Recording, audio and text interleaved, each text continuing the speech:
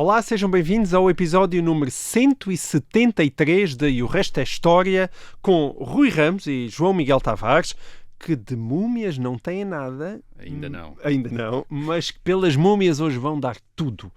Porque temos mais um centenário para celebrar. E que centenário? Foi no dia 4 de novembro de 1922, faz agora 100 anos, que ocorreu uma das mais extraordinárias descobertas arqueológicas de todos os tempos. O túmulo de Tutankhamon, faraó egípcio que reinou durante cerca de uma década, no século XIV a.C., e que morreu com apenas 19 anos.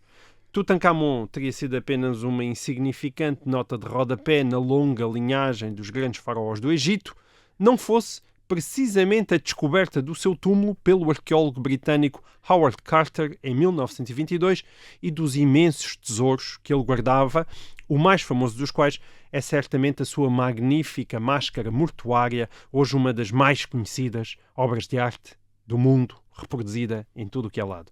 Rui, proponho que puxes pela tua melhor costela de arqueólogo para nos explicares como é que o túmulo de Tutankhamon foi descoberto e qual a sua importância para o nosso conhecimento da história do Antigo Egito.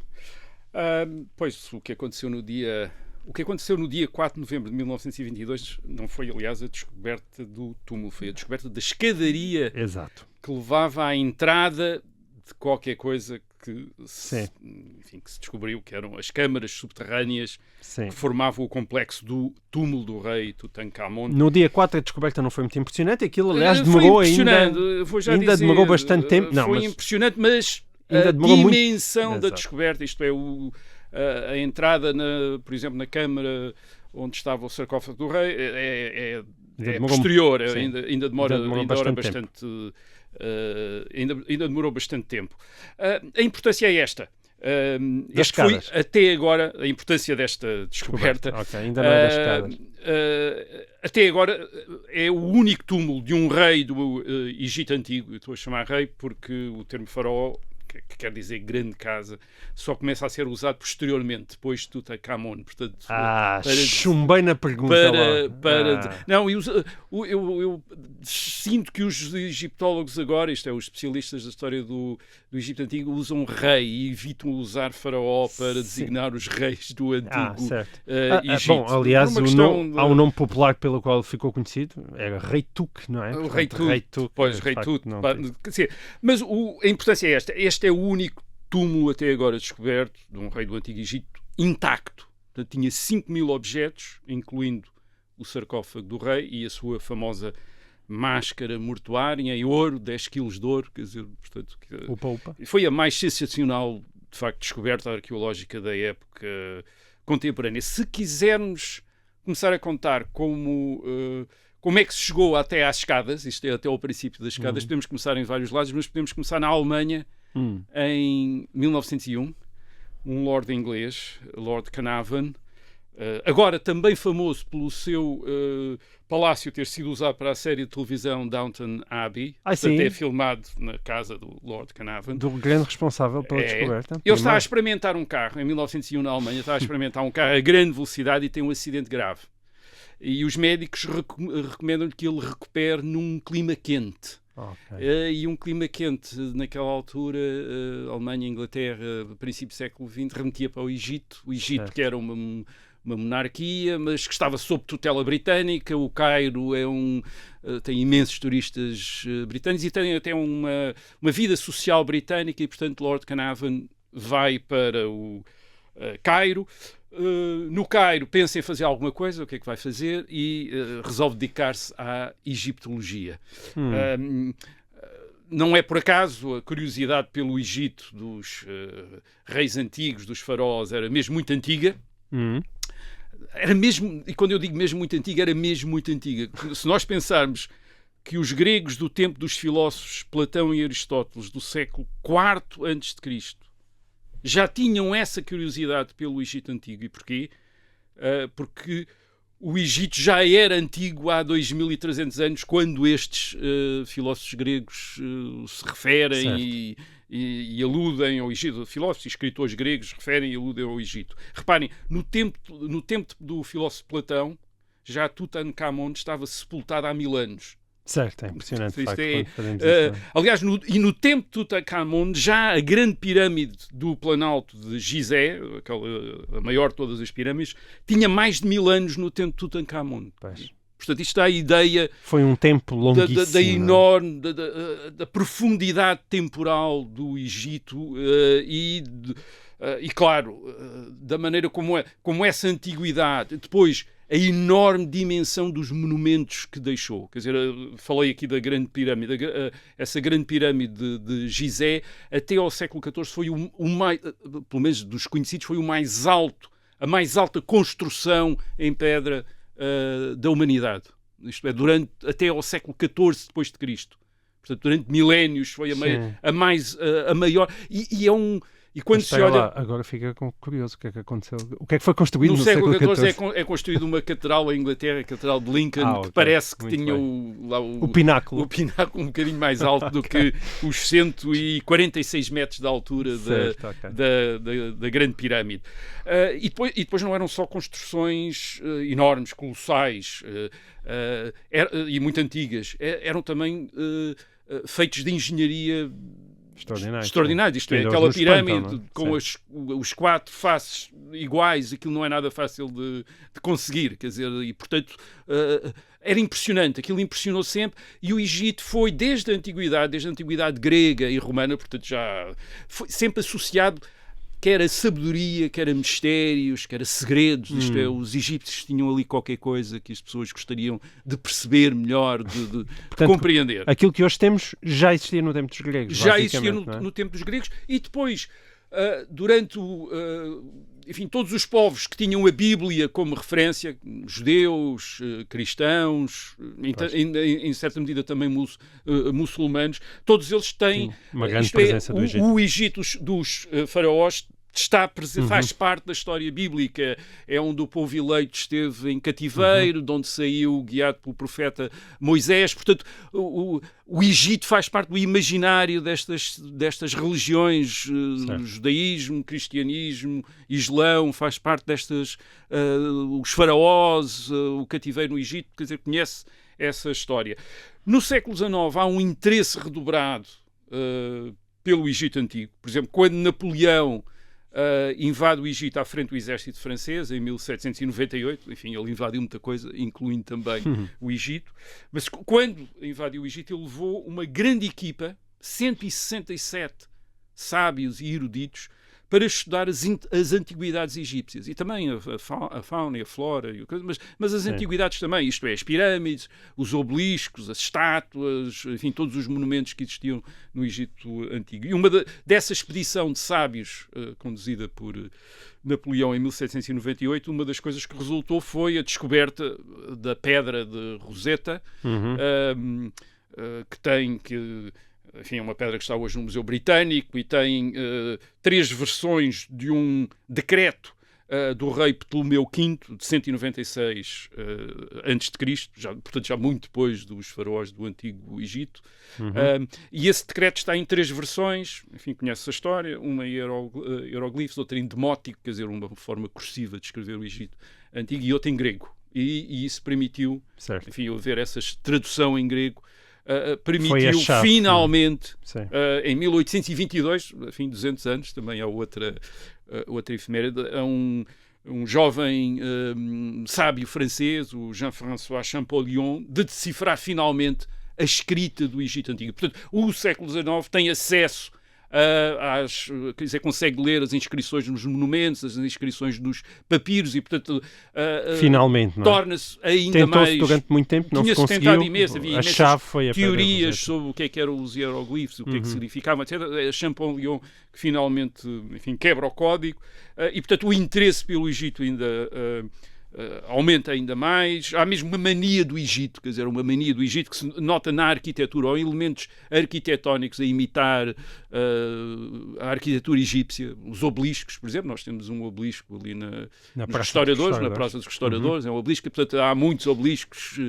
Enfim, o Napoleão tinha levado um obelisco lá mas aqui imita-se, quer dizer, começa-se a imitar a arquitetura egípcia, que depois é introduzida até numa forma de arquitetura neoclássica com elementos egípcios, esfinges e deuses egípcios lá metidos, quer dizer, e portanto há é um fascínio que se percebe, quer dizer, por tudo aquilo que disse, a mais antiga civilização sobre a qual temos mais informação escrita, a civilização egípcia, e depois também uma civilização, sobretudo quando se começa a ler a sua literatura no século, enfim, os seus documentos no século XIX, revela esta obsessão com a morte e com a vida de além-túmulo. E isto numa época no Ocidente, na Europa, de secularização, de descristianização, como alguns historiadores dizem, isto é, de perda das referências cristãs para lidar com a morte, quer dizer, de repente há este interesse por uma civilização que sem essas referências tinha lidado de outra maneira com a morte e com o problema da morte. E, portanto, as múmias, por exemplo, tornaram-se historicamente populares em ficção, começam lá a aparecer logo histórias, os livros, e depois mais tarde os filmes etc. E apanhamos as referências ao Egito em todo, ao Antigo Egito em todo lado. Por exemplo, o Essa de Queiroz, numa carta do Fradique Mendes, uma das cartas é sobre a múmia de Ramsés II, do faraó Ramsés II. E ele é uma carta supostamente escrita em 1886, deve ter sido redigida por Essa de Queiroz mais tarde, mas atribuída a Fradique Mendes em 1886, e ele diz, portanto, ele está fascinado com poder ver o rosto mumificado de um faraó de há 3.000 anos. E diz ele, e cito, a única face autêntica do homem antigo que conhecemos. Isto é, de repente tem aquela sensação de estar a ver a cara de um faraó de há 3.000 anos. Está ali e poder imaginar como é que ele era, enfim, as suas feições, o nariz, etc, etc. Quer dizer, portanto, há essa a impressão do Egito, quer dizer, do Egito antigo.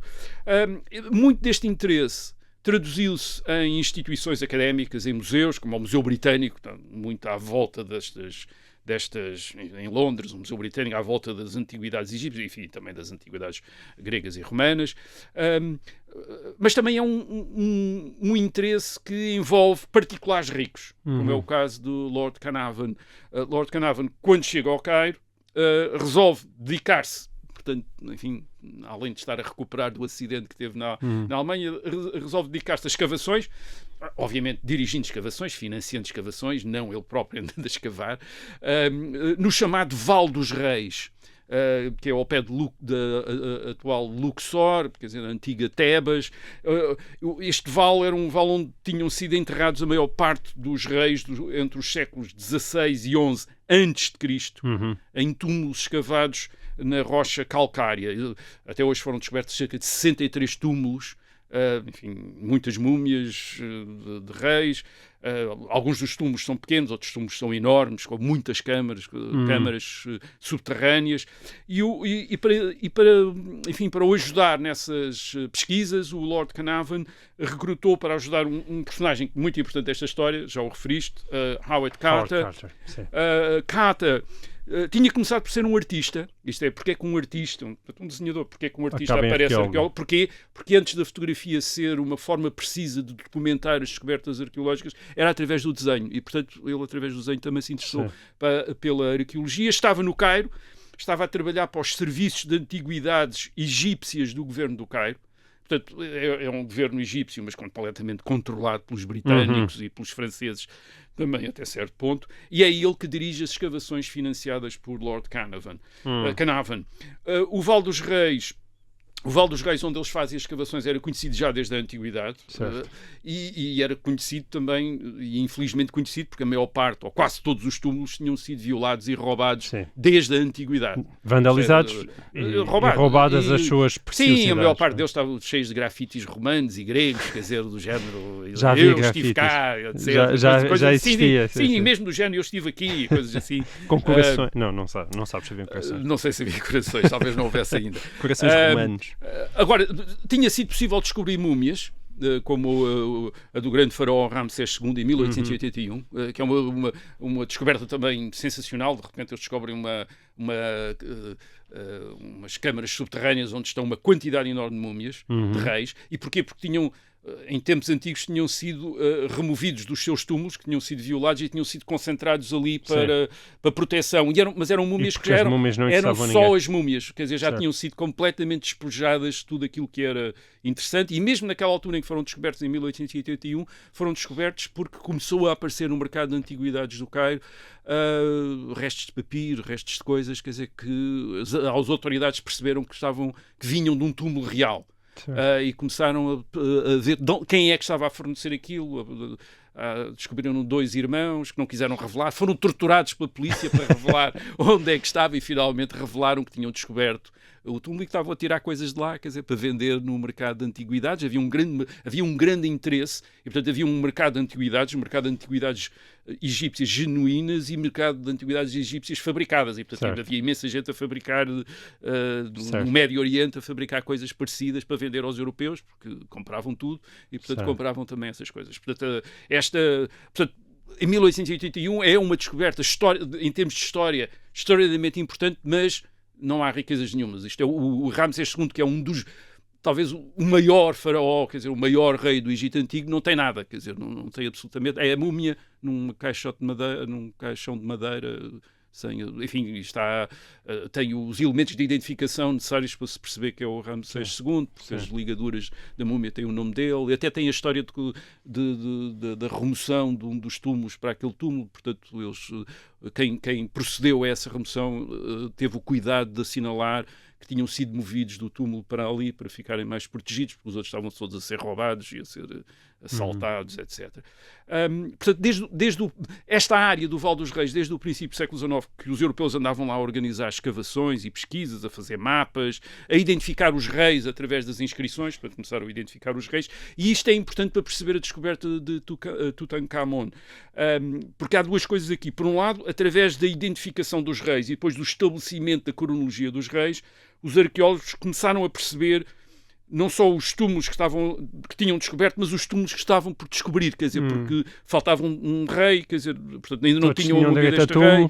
E, portanto, por exemplo, Tutankhamon perceberam que era um rei pouco importante, tinha sido rei durante pouco tempo e como criança, mas o túmulo dele não tinha aparecido, nem a múmia dele. Portanto, havia sinal que talvez ainda pudesse vir a aparecer. Depois, através das escavações, outras coisas que os arqueólogos iam encontrando eram elementos, isto é, restos de trabalhos antigos que por vezes davam informação sobre os túmulos, e, por exemplo, materiais com o nome de um faraó. E tinha aparecido materiais com o nome de Tutankhamon, portanto, sinal de que havia um túmulo de Tutankhamon que ainda não estava identificado. E, portanto, a descoberta da escadaria em novembro de 1922 é acidental. Há aquela história do rapaz que está a tentar colocar uma bilha de água ou uma coisa, ou um recipiente qualquer, e faz uma cova e de repente descobre o degrau. São 16 degraus que levam a uma porta, a porta ainda está selada, com os selos com Anubis, que era um selo real, quer dizer, indicar que aquilo era um túmulo real. Portanto, isso parece acidental, mas não é acidental o facto de Howard Carter estar a escavar naquela área. Porque ele tinha começado a perceber que o túmulo de Tutankhamon podia estar por ali. Portanto, há portanto, é um cálculo. Por isso é que eu disse, é acidental, não é completo, enfim, não era certo, ele não estava certo que estivesse, que fosse descobrir, mas tinha alguma ideia. Portanto, a descoberta do túmulo, portanto, podemos dizer que a descoberta do túmulo, digamos que tenha sido prevista por Howard Carter, quer dizer, ele tinha dito, bem, vamos tentar descobrir o túmulo, por isso é que Lord Carnarvon estava ali a gastar dinheiro com ele. A coisa que ele não tinha previsto era que o túmulo estivesse intacto. Isto é, porque todos os túmulos tinham sido violados e roubados durante a Antiguidade, e de repente aquilo, não só descobrem o túmulo de Tutankhamon também, mas descobrem que o túmulo está intacto, está selado, tem o selo, tem todo o recheio original preservado. Isto é, durante 3.000 anos esteve fechado. Portanto, mas como é que aconteceu esse milagre? Aparentemente, uma das hipóteses é que este túmulo é um túmulo relativamente pequeno. Portanto, o rei morreu muito jovem, não houve tempo provavelmente para construir o túmulo, que era o que faziam os reis que demoravam mais tempo, quer dizer, que estavam mais tempo no poder, isto é, iam construindo o túmulo para depois um dia que morresse, este não. Portanto, aproveitou-se um túmulo que provavelmente não era um túmulo destinado a um rei, mas um particular importante que também pudesse ser sepultado com os reis naquele vale. E depois, muito provavelmente, terá havido obras para outros túmulos ao lado. E por cima do túmulo de Tutankhamon terão sido construídas, aparentemente, cabanas para os trabalhadores, quer dizer, para os trabalhadores dos outros túmulos. E, portanto, na prática, o túmulo ficou soterrado e perdeu-se a sua localização, isto é, portanto, desde há milhares de anos que não se sabia a localização do túmulo. A descoberta em si é imensamente importante, historicamente, enfim, pelas riquezas que tinha, pela informação que veio dar, mas depois torna-se ainda mais... interessa ainda mais gente, e há 3 maneiras pelas quais interessa. A primeira tem a ver com a imprensa sensacionalista da década de 20. O Twitter não.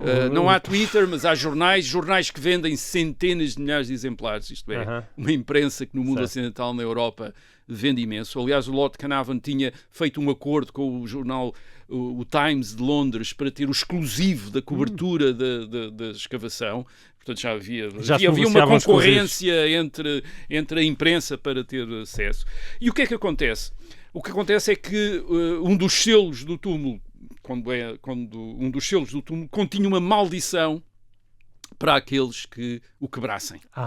Tinha uma maldição. Verdadeira mesmo. E o que é que acontece? A inscrição, quer dizer. A inscrição tem uma maldição, isto é, quem quebrar este túmulo, enfim, uma série de pragas, coisas más que lhe vão acontecer. E chegaram. E o que aconteceu foi que Lord Carnarvon, que tinha sido o financiador, isto é, não andou lá a escavar, mas tinha sido o financiador e que tinha possibilitado, portanto, a escavação e a descoberta do Tutankhamon, Lord Carnarvon morre poucos meses depois, de uma septicémia, quer dizer, e o que pôs toda a imprensa mundial, enfim, da Europa, dos Estados Unidos e do resto, em 1923, a falar da maldição dos faraós. Aqui está a prova da maldição dos faraós, o homem, o indivíduo que tinha financiado a descoberta do túmulo e, portanto, a violação do túmulo, morreu.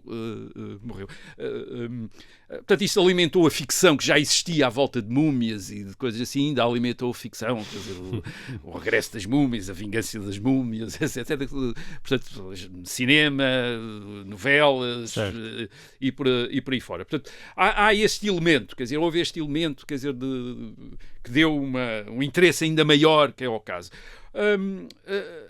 A segunda razão tem a ver com o próprio Tutankhamon.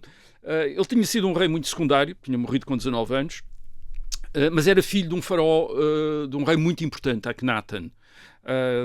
Akhenaten é um rei que, enfim, pela informação disponível já na altura, tinha percebido que tinha tentado mudar a religião do Egito Antigo, substituindo o culto de muitos deuses pelo culto de um só Deus, Aten, aliás, tem a ver com o nome dele, Akhenaten.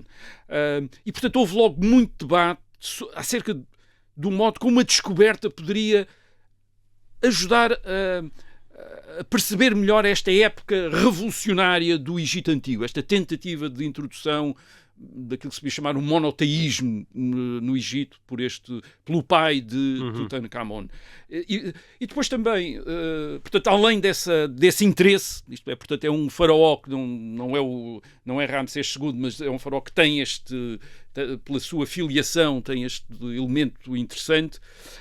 E depois, além disso, o aperfeiçoamento dos métodos de pesquisa, nomeadamente, por exemplo, a genética, fez multiplicar as revelações e a história que se podiam fazer à volta dos objetos e da múmia de Tutankhamon. Isto desde há 100 anos até aos dias de hoje. Portanto, todos os anos quase há um trabalho ou um documentário com novas teorias sobre Tutankhamon, como é que ele tinha morrido, por exemplo, a morte dele, teria sido assassinado, não teria sido assassinado, que doença é que morreu, de que doença. Até porque o esqueleto tinha... Sim, o esqueleto tinha uma fratura na base do crânio. Agora, hoje em dia, a teoria que se defende é que é da mumificação, do processo de mumificação. Na altura pensou-se, bem, houve uma pancada ou uma coisa qualquer assim. Pelo contrário, agora acha-se que uma ferida que ele tem num uma perna, poderá ter sido a causa, mas entretanto, através desses estudos genéticos, por exemplo, descobriu-se a múmia da Akhenaten, quer dizer, isto é, enfim, é espantoso como de repente os métodos hoje permitem perceber e ver, e tudo isso obviamente ajuda ao interesse constante. Portanto, é uma história que está sempre a ser contada, novos detalhes, novas revelações, e portanto é um nunca mais acabar de... E depois há uma terceira razão para o impacto desta descoberta. Os achados, os 5.000 objetos, ficaram no Museu do Cairo, tirando, aparentemente, umas quantas lembranças que o Howard Carter parece ter ficado com elas. Agora, acho que há umas semanas saiu um artigo a dizer precisamente que ele tinha ficado com algumas souvenirs. Quer dizer, enfim, alguém... Porque, reparem, o túmulo levou 10 anos a ser esvaziado. Isto é, porque obviamente os arqueólogos, dirigidos por Howard Carter, catalogaram cada objeto à medida que ia saindo, identificaram também onde é que estava, porque isso era um dos erros que tinha sido cometido em alguns túmulos anteriores, em 1881, por exemplo. As múmias foram retiradas à pressa e depois percebeu-se que isso tinha impedido a compreensão do que da arrumação, que a arrumação podia ter pistas para perceber o que é que se tinha passado. E, portanto, em 1922 há um grande cuidado, até com fotografias, em ir tirando os objetos um a um, com muito cuidado. Ora bem, eles ficaram no Museu do Cairo, mas a partir da década de 1960, o que o Museu do Cairo faz é promover exposições itinerantes, parciais, do tesouro de Tutankhamon. Exposições que percorrem as grandes cidades da Europa e dos Estados Unidos, sempre com o tesouro dos faraós, ou grande, enfim, coisas assim, e que literalmente bateram todos os recordes de exposições de arte ou de antiguidades. Isto é, tem milhões de visitantes regularmente. E, portanto, digamos, tornaram esta parte da história do Egito Antigo extraordinariamente popular. E daí vamos àquilo que hoje encontramos nos canais de história na televisão, que é basicamente faraós e nazis, que é a história popular reduzida. Faraós sobre os quais há sempre novas teorias, etc. E nazis. É sim. Bom, nós aqui no resto da história, apesar de tudo, tentamos variar. Temos mais do que faraós e também nazis. Apreciamos nazis e faraós, salvo seja, mas tentamos variar. E, lá está, vamos variar um bocadinho, mas é um outro centenário. Portanto, 1922 foi um ano muito fértil em acontecimentos e em descobertas. Bom, e o século XX assistiu a uma impressionante mortandade de impérios, e um dos maiores e historicamente mais importantes acabou a 1 de novembro de 1922, portanto 3 dias antes de ser descoberta a escada do túmulo, para o túmulo de Tutankhamon. E portanto o que é que aconteceu nesse ano de 1922, em novembro, foi primeiro com a abolição da monarquia e depois do sultanato, aconteceu o fim do Império Otomano, que havia sido fundado no longínquo século XIII. Quer dizer, não durou tanto como os egípcios, mas foi 600 anos antes, não é? Foi um império que durou 600 anos. E, portanto, e o resto da história, nós até já falámos de Solimão o Magnífico, o tempo passa, foi num episódio, eu estive a ver, foi num episódio 64, já de setembro de 2020, portanto também já passaram mais de 2 anos. Qualquer dia também estamos mumificados. Bom, mas nós, esse foi um tempo em que falávamos de Solimão, eram os tempos de glória do grande império, e hoje vamos falar dos seus tempos de decadência. Aliás, o ouvinte André Gouveia enviou-nos em abril deste ano um pedido sobre isso mesmo, para que contássemos a história da queda do Império Otomano e também as suas consequências para a própria Turquia e as dinâmicas que criaram no Médio Oriente, Balcãs e outras regiões que o Império abrangia e que podem explicar alguns dos acontecimentos recentes. Rui, nós por vezes sabemos alguma coisa da história da Europa, da América do Norte, mas sabemos muito pouco de países, de gentes e de impérios que estão igualmente próximos de nós e que nos marcaram mais do que por vezes imaginamos. Podes então falar-nos da queda do Império Otomano há 100 anos e explicando porque é que ele caiu e que implicações é que isso teve, nomeadamente para a história da Europa mais recente. E para a história do Médio Oriente, é sem dúvida um dos grandes acontecimentos do século XX. Já aqui falámos, lembraste isso, do Império Otomano, mas lembramos rapidamente, é o Estado fundado pelos sultões turcos descendentes de Osman, é daí Osman que vem, Ottoman, quer dizer, do Império Otomano. É uma população turca do noroeste da chamada Ásia Menor. Conquista aquilo que é hoje a Turquia, e no século XV, em 1453, conquistam Constantinopla, a capital do Império Bizantino, e no século XVI conquistam o Egito, e portanto reconstituem assim praticamente o Império Romano do Oriente, sobre os otomanos. Aliás, os sultões otomanos têm uma nítida noção da continuidade com Roma. Eles intitulam Césares de Roma, é um dos títulos que eles assumem até ao século XVIII. Eles são Césares de Roma, portanto, Kaisers, como se diz na Alemanha, ou Czares, como se diz na Rússia. Portanto, eles também são Césares.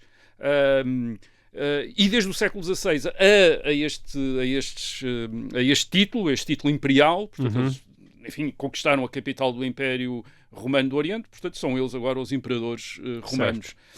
Além disso, desde o século XVI, isto é, desde a conquista do Egito, sobretudo, começam também a usar o título de califas, portanto a mais alta autoridade religiosa no mundo muçulmano. E também o título de defensores dos lugares santos de Meca e de Medina. Quer dizer, portanto, os otomanos no século XVI concentram os mais importantes títulos que se pode imaginar. Portanto, imperadores dos romanos, quer dizer, califas, defensores dos lugares santos, quer dizer, tem e com o Solimão Magnífico, enfim, ele apresenta-se como o mais poderoso chefe de Estado que existe na Terra, quer dizer, e dirige-se aos... Vimos isso aqui quando falámos dele, dirige-se aos reis da Europa como se fossem, enfim, pequenos chefes tribais, a quem ele se digna, quer dizer, de olhar para eles, assim, sem lhes dar muita importância. Mas a grandeza do Império justificava isso? E a grandeza do Império justificava, é o maior poder na Europa e no Mediterrâneo. Os otomanos no século XVI e XVII conquistam a maior parte da Europa Central, chegam a Viena, chegam às portas de Viena, isto é, se tivessem conquistado Viena teriam entrado na Europa, enfim, na Europa Ocidental, teriam começado a entrar na Europa Ocidental. Isto quer dizer que a atual Ucrânia, a Roménia, a Bulgária, a Hungria, a Sérvia, a Grécia faziam parte do Império Otomano. Totalmente ou parcialmente, no caso da Ucrânia. Também fazia parte de todo o Médio Oriente, isto é, portanto, o que é hoje a Síria, o Iraque, a Palestina, o Egito, o Norte da África, tudo isso era parte do Império Otomano. Não havia nada parecido na Europa para concorrer com esta imensidão daquilo que no Mediterrâneo era conhecido como o Grande Senhor, era o nome que era dado ao sultão, mesmo em fontes cristãs falava-se do o Grande Senhor. Quer dizer, ele era o Grande Senhor. Quer dizer, agora, como todos os impérios, isto é um império multirreligioso e multinacional, mas a classe dominante é de muçulmanos sunitas, e essa dimensão religiosa, do Islão sunita, é acentuada a partir do século XVI. Isto é, não está muito marcado no século XV, mas a partir do século XVI começa-se a tornar mais notória, a definir mais o Império Otomano, a partir do momento em que o Império Otomano passa a incluir o Egito, a Mesopotâmia, a Península Arábica, e passa a ter uma maioria muçulmana. E, sobretudo, também a partir do momento em que começa a entrar em conflito com a Pérsia xiita. E, portanto, os sultões de Constantinopla precisam de reforçar as suas credenciais islâmicas para competir com o Irão, com a Pérsia, que se torna uma rival na Ásia. Portanto, digamos, o Solimão, por exemplo, no século XVI, tem conflitos na Europa, mas também tem conflitos no Oriente com os iranianos e com os persas. E, portanto, com os persas precisa de salientar a sua dimensão islâmica, isto é, esta dimensão muçulmana. E isto faz com que todas as outras comunidades religiosas, isto é, cristãos, judeus, etc., estão numa posição de inferioridade legal, portanto não estão sujeitos a impostos que os muçulmanos não pagam, etc., e frequentemente são sujeitos a perseguições. Portanto, isto não é, digamos, é um império multinacional e multirreligioso, mas não é uma harmonia, enfim, com toda a gente a dar-se bem entre si, mas convivem, coexistem, mas em posições de hierarquias diferenciadas, isto é, com o Islão, com os muçulmanos sunitas no topo e os outros em baixo. Este também é um império, também é um grande império de escravos. Isto tem dos maiores mercados de escravos do mundo por exemplo, uma grande parte dos exércitos do grande senhor são exércitos de escravos. Quer dizer, portanto, uma grande fonte de escravos é a Europa Central, onde eles capturam imensos europeus que depois escravizam para usar das mais variadas maneiras. Eu estou a dizer isto é curioso, porque nós temos uma tendência para olhar para os séculos XVI e XVII e imaginar os impérios europeus e a escravatura europeia e esquecemos que o maior império não é... o império mais forte no século XVI não é europeu, é o Império Otomano e... também com um comércio de escravos gigantesco, só que são escravos europeus, uma grande parte são escravos europeus. Quer dizer, e portanto, isto para pôr no contexto, às vezes, uma ideia que nós temos muito eurocêntrica de fazer da Europa o centro do mundo e esquecermos que a Europa, naquela altura, não era assim tão importante. Sim. A partir do século XVIII, o Império Otomano começa a perder força, a recuar. Na Europa, a Rússia e a Áustria avançam e começam a anexar territórios a pretexto, aliás, de proteger as populações cristãs que estão sujeitas ao Império Otomano e começam, a partir de determinada altura, também a incitar essas populações cristãs a revoltar-se contra os otomanos. Isso acontece sobretudo no século XIX e é assim que surgem a atual Grécia, a Bulgária, a Sérvia, a Roménia, vão surgindo ao longo do século XIX de territórios que estavam sob a administração dos otomanos e onde as populações cristãs se revoltam, incitados pelas potências europeias ou ajudados pelas potências europeias e acabam por se tornar às vezes autónomos, outras vezes completamente independentes. Sim, em alguns casos com esse recuo ficaram populações muçulmanas, não é? Algumas populações muçulmanas foram ficando também para trás.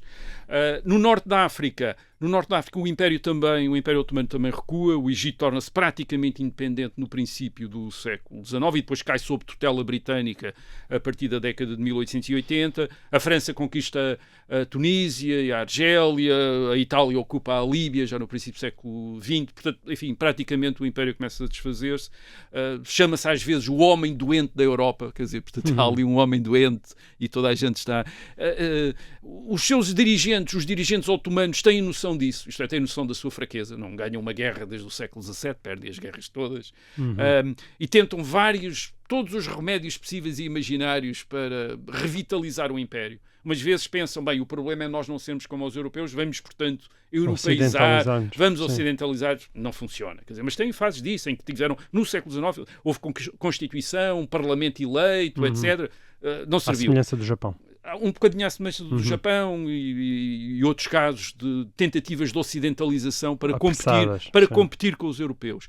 Outras vezes pensam, não, o problema não é nós não sermos como os europeus, o problema é que deixámos-nos corromper pelos europeus e, portanto, temos de regressar à origem. Portanto, vamos tornar-nos ainda mais islâmicos, ainda mais... Portanto, há fases de revivalismo islâmico com o novo poder do sultão, cada vez mais absoluto. Portanto, flutuam entre uma coisa e outra. Olha, mas para quem andava a perder tantas guerras, ainda dura muito. E porquê? Isto é, porque é que o Império Otomano, quando chega ao princípio do século XX, ainda existe, ainda lá está? Em grande medida porque as potências europeias não se entendem sob a sua partilha. Isto é, há muita gente interessada em ficar com bocados do Império Otomano, mas não há acordo sobre como dividir o Império Otomano. E é isso, basicamente, que salva o Império Otomano no século XIX e até ao princípio do século XX. A grande interessada na manutenção do Império Otomano, a potência europeia mais interessada na manutenção do Império Otomano é a Inglaterra. A Inglaterra porquê? Porque a Inglaterra não quer que a Rússia entre no Mediterrâneo, ou tenha um acesso direto ao Mediterrâneo. E a possibilidade da Rússia... A Rússia é a potência mais pronta a ocupar o Império Otomano, ou tem uma grande os czares têm um grande empenho em conquistar Constantinopla. precisamente os czares, eles também são os Césares, e, portanto querem conquistar Constantinopla e afirmar-se como descendentes dos imperadores romanos. Portanto, há na Europa, nesta altura, toda uma quantidade de descendentes. O czar da Alemanha também é um César, também gostava de fazer qualquer coisa. Toda a gente tem a ideia de que podia chegar ali e dizer aqui está outra vez o Império Romano, somos nós. A Inglaterra não está nada interessada e, portanto, mantém artificialmente o Império Otomano como uma espécie de Estado tampão entre a Rússia e a influência inglesa no Egito e no Mediterrâneo Oriental. E, portanto, o Império Otomano e nessa altura o Império Britânico era efetivamente o Império Otomano era uma coisa enorme. E, portanto, o Império Otomano no século XIX funciona um bocadinho como a Pérsia, como o Afeganistão. São estados tampões entre a Rússia e a Inglaterra, e zonas de influência russa e zonas de influência Inglaterra, uma vez que a Rússia está também a avançar na Ásia Central em direção à Índia, e, portanto, no Afeganistão e na Pérsia faz aquilo que se chama o grande jogo, quer dizer, entre a Rússia e a Inglaterra. Portanto, chegamos assim ao princípio do século XX. Em 1908 há mais uma revolta de jovens militares, os chamados jovens turcos, que querem reformar o Império, outra vez o Império Otomano, alinhá-lo com a Alemanha e com a Áustria. E este alinhamento com a Alemanha e a Áustria é que é interessante. É interessante porque até aí o Império Otomano, enfim, tinha estado de alguma maneira encostado à Inglaterra, e aqui o alinhamento com a Alemanha e a Áustria vem por um lado da ameaça da Rússia e dos Estados eslavos protegidos pela Rússia, por exemplo, nos Balcãs, que tinham nas guerras de 1912 e 1913 expulsam os otomanos dos Balcãs, estes Estados, a Grécia e os outros Estados eslavos. Portanto, os otomanos têm um interesse em estar com a Alemanha e com a Rússia, com a Alemanha e com a Áustria como rivais da Rússia, portanto alinham. E por outro lado há o poder económico da Alemanha, quer dizer, pode emprestar, pode fazer investimentos e portanto também há uma ligação. E há um prestígio da Alemanha, até mesmo no Japão, nesta época há todo um fascínio com a Alemanha. A Alemanha tinha se industrializado rapidamente, tinha adquirido uma grande potência militar e uma influência mundial muito depressa e, portanto, começou a ser olhada como o que é que nós devemos fazer para ser iguais aos alemães e, portanto, vamos fazer. Chegou a Primeira Guerra Mundial. Na Primeira Guerra Mundial o que acontece é o Império Otomano aparecer contra a Inglaterra e ao lado da Alemanha e em grande medida isso é porque a Rússia está agora do lado da Inglaterra, ao contrário do que tinha acontecido no século XIX, uma vez que a Inglaterra está aliada à França e a França tem uma aliança com a Rússia. Rui, eu tenho de interromper aqui. Nós ainda temos mais algumas coisas a dizer sobre esta queda do Império Otomano, mas infelizmente tenho que me despedir das pessoas que nos estão a ver em direto em FM. Para esses, até para a semana. Os outros podem continuar a ouvir o resto da história em podcast. O resto e o resto é história, exatamente. O resto é história. Diz-nos então, Rui. Sim, portanto, o Império Otomano entra na Primeira Guerra Mundial alinhado com a Alemanha e a Áustria contra a Rússia e contra a Inglaterra e contra a França. Corre mal, mas não corre inicialmente tão mal como se poderia esperar. Certo. A Inglaterra e a França julgam que será muito fácil derrubar o Império Otomano. Isto é, julgam que é o elo fraco dos três impérios centrais, a Alemanha, a Áustria e o Império Otomano. Portanto, julgam bem, este aqui é o mais fraquinho de todos. Certo. Portanto, vamos destruir este primeiro. E é isso que fazem. Em 1915 tentam um desembarque em Galípoli, quer dizer, famosa batalha perto de Constantinopla, quase 400 mil homens. Portanto, o objetivo é conquistar Constantinopla e fazer o Império Otomano cair.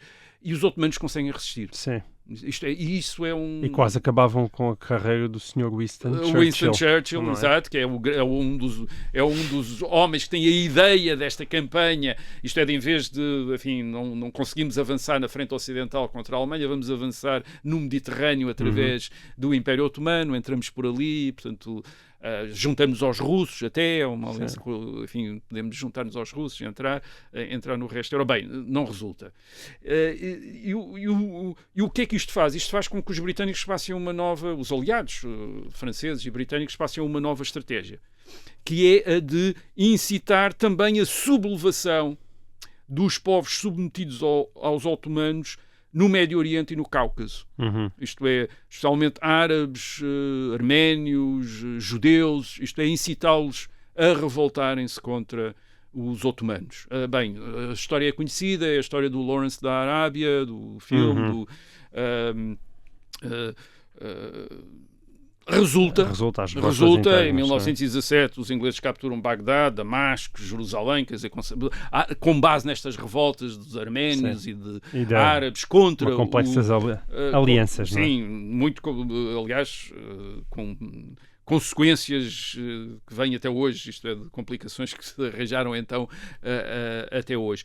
O governo otomano reage brutalmente, isto é, reage com massacres, por exemplo, há o grande massacre das populações cristãs arménias e também gregos, que são vistos como traidores e como suspeitos, como potencialmente aliados aos inimigos do Império e, portanto, começam a ser deportados e depois massacrados, mas acaba em derrota. Em novembro de 1918, os ingleses e os franceses conseguem finalmente ocupar Constantinopla. E o que é que acontece? O processo entre 1918, fim da Primeira Guerra Mundial, e 1922, portanto, durante estes 4 anos, é um processo complicado.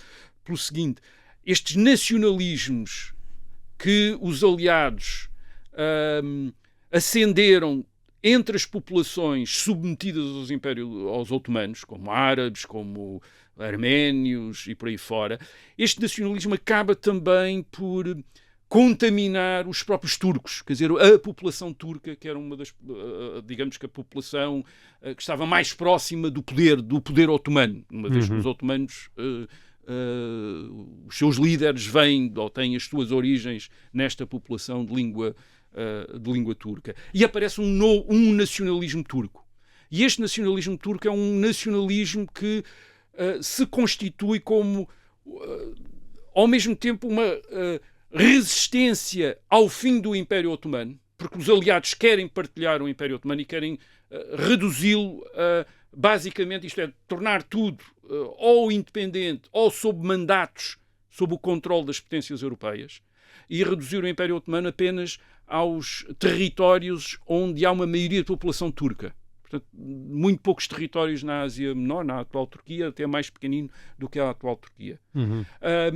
Curiosamente, o sultão e os dirigentes do Império aceitam esta proposta, porque acham que é a única maneira de manter o Império, isto é, aceitar a sua redução. Mas estes nacionalistas turcos, têm já uma influência muito grande entre os militares, não aceitam digamos, esta redução do Império a quase nada. E resistem. Resistem contra os franceses e contra os ingleses, resistem também contra os gregos tentam ocupar uma parte da Ásia Menor e são derrotados, e resistem com sucesso. E com o apoio da Rússia, então, já bolchevista. E com o apoio da Rússia bolchevista, que lhes dá armas e dinheiro para eles continuarem ali a fazer, para eles resistirem. E o que acontece é que a resistência leva a uma nova proposta dos aliados de tratado de paz um bocadinho melhor, isto é, uma Turquia um bocadinho maior, que é aceito por estes nacionalistas turcos, mas eles não perdoam ao sultão, o sultão Mehmed VI, não lhe perdoam ter aceito inicialmente a proposta inicial tão má como isso. E portanto, o sultão é deposto em 1 de novembro de 1922. A República só vem a ser proclamada mais tarde, em 1923. Inicialmente, estes nacionalistas, que a figura principal é Mustafa Kemal, mais tarde chamado Ataturk, o pai dos turcos, que era um general que precisamente se tinha destacado na campanha de Galípoli em 1915, tinha sido um dos comandantes das forças turcas que tinham resistido ao desembarque britânico, e depois tinha-se tornado uma espécie de figura militar e política, uma espécie de condottiere, um caudilho militar, e que assume a autoridade máxima nesta nova situação da Turquia. Eles inicialmente ainda mantêm alguma transição, por exemplo, eles afastam o sultão, estes nacionalistas turcos afastam o sultão, mas vão nomear um primo do sultão, Abdülmecid II, que aliás era um pintor, quer dizer, era um pintor, os quadros dele estão nos museus e tudo, um pintor, e elegem como califa. Portanto, deixa de haver um sultão, mas continua a haver um califa. Para quê? A ideia é manterem esta grande autoridade religiosa, portanto uma autoridade suprema entre os muçulmanos sunitas, manter-no na Turquia. Mas mesmo em 1924 acabam por eliminar o califato. Porquê? Porque Mustafa Kemal inicia uma nova fase, teríamos de dizer, de ocidentalização. Isto é, ele está mesmo convencido que o problema... Totalmente, quer dizer, ultra-laica, aliás. Portanto, ele acha mesmo que o Islão é um problema. E, portanto, faz uma transformação enorme que chega até à introdução do alfabeto latino. O turco hoje escreve-se com o alfabeto latino, portanto, ele substitui o árabe e o persa, o alfabeto do árabe e o persa, pelo alfabeto latino, portanto, para aproximar completamente a Europa. Proíbe as vestes tradicionais, proíbe o véu islâmico, portanto, é proibido na Turquia, portanto, as mulheres não podem usar, não podem usar véu islâmico, portanto, há uma... mas faz também uma outra coisa. Tenta que esta Turquia corresponda a uma população, a uma identidade turca. E, por exemplo, obriga as populações a aprender turco e a falar turco. Certo. E muitas populações não são turcas, são curdos, ainda também há muitos gregos, arménios, etc. E eles obrigam-os a todos a falar turco. Portanto, é um regime que está a tentar fundar um Estado-nação. É sempre acastada, não é? A língua é sempre acastada, fundamental para a nação homogénea. É um Estado-nação, mas é um Estado-nação que continua a ter uma base multinacional. Isto é, a Turquia continua a não ser feita só de turcos, mas com outras populações. Isso leva a guerras e a grandes limpezas étnicas e trocas de população, por exemplo, entre a Turquia e a Grécia. São milhões de gregos que são expulsos da Turquia para a Grécia e depois de imensos centenas de milhares de turcos que são, isto é, muçulmanos, aliás, eles não sabemos se eles são turcos, porque a partir de determinada altura os cristãos são gregos, passam a ser gregos e os muçulmanos passam a ser turcos e é assim que se fazem estas trocas de população, que são deportações de população. Eles são deportados de um lado para o outro, assustados por massacres. No resto do Médio Oriente, nos novos Estados que são constituídos a partir dos mandatos, isto é, dos territórios controlados depois pelas potências europeias, a Inglaterra e a França, portanto, eles ocupam basicamente tudo o que do Império Otomano não tem populações maioritariamente turcas, portanto vão a Síria, o Iraque, o Egito, etc., a Palestina, dividem entre si. A mistura aí persiste. Isto é, são populações muito misturadas de muçulmanos e de cristãos, de muçulmanos e judeus, de muçulmanos sunitas e muçulmanos xiitas, e que vão ficar misturados nos novos Estados que se vão tornar independentes depois da Segunda Guerra Mundial. Isto é, da Síria, o Iraque e por aí fora. Isto é, portanto, tal como aconteceu, já contámos essa história em relação à Europa Central na década de 30, onde desapareceram os impérios da Alemanha, da Áustria e da Rússia, mas os novos Estados que pretendiam ser nacionais continuam a assentar uma base multinacional herdada dos antigos impérios. Isso na Europa levou a grandes limpezas étnicas na Segunda Guerra Mundial e a perseguições, etc. E no Médio Oriente também tem levado a uma enorme instabilidade e guerras constantes desde a Segunda Guerra Mundial. Como uma curiosidade, a maior parte desses Estados tem continuado a passar por esta oscilação entre esforços de modernização secular, como é, por exemplo, o caso do nacionalismo árabe das décadas de 1960 e 1970. Portanto, esta tentativa de ocidentalizar estas sociedades, com outras épocas em que se tenta uma espécie de revivalismo religioso, isto é, de fundamentalismo islâmico, como nos anos 1990 e 2000. Portanto, o Império Otomano desapareceu, mas deixou imensos problemas e deixou também o que fazer exatamente para atingir um nível de prosperidade e estabilidade como eles imaginavam que tinham a Europa. Quer dizer, ainda não se percebeu imitar os europeus ou voltar completamente atrás. Agora, um dos aspectos mais sérios do Império, este lado plural e multirreligioso e multicultural continua a levantar problemas para quem quer estabelecer Estados homogéneos, nacionais e religiosos nesta região. O Império Otomano morreu, mas o seu fantasma continua por aí. E assim despedimos desta edição de O Resto é História. Nós voltaremos para a semana. Até lá. Para quem nos está a ver em vídeo, tem sempre direito a uns livrinhos. Então, enfim, trouxe dois livros, um de Eugene Rogan, aliás, The Fall of the Ottomans, que é sobre a Grande Guerra no Médio Oriente, 1914-1920. É precisamente uma história da queda do Império Otomano. Enfim, da participação dos otomanos na Primeira Guerra Mundial e depois da maneira como aquilo se desfez tudo entre 1918 e 1920. Portanto, é uma história contada com bastante detalhe e enfim, tem ilustrações e é interessante porque provavelmente é uma história muito pouco conhecida. Isto é, nós da Primeira Guerra Mundial conhecemos a frente ocidental, já conhecemos pior a frente oriental, isto é, entre a Áustria, a Alemanha e a Rússia, e do Médio Oriente, então, conhecemos muito. E há grandes batalhas aqui, isto é, com centenas de milhares de soldados, quer dizer, portanto, não é só a história do T.A. Lawrence, é também a história de campanhas muito importantes no Cáucaso, na Palestina, na Mesopotâmia, enfim, guerras por todo lado, e depois tudo a acabar um caos enorme, quer dizer, uma coisa terrível. Portanto, The Fall of the Ottomans. Para quem possa estar interessado também num país que provavelmente não é hábito, não é costume, conhecemos muito, aqui uma história da Turquia, desde as suas origens até, enfim, das suas origens no Império Otomano até aos dias de hoje. É uma síntese da autoria do Norman Stone, um dos grandes historiadores britânicos do século XX. Está incrivelmente bem escrito, é um dos historiadores que melhor escrevem. E, portanto, está muito bem escrita, com o sentido, combinando a erudição,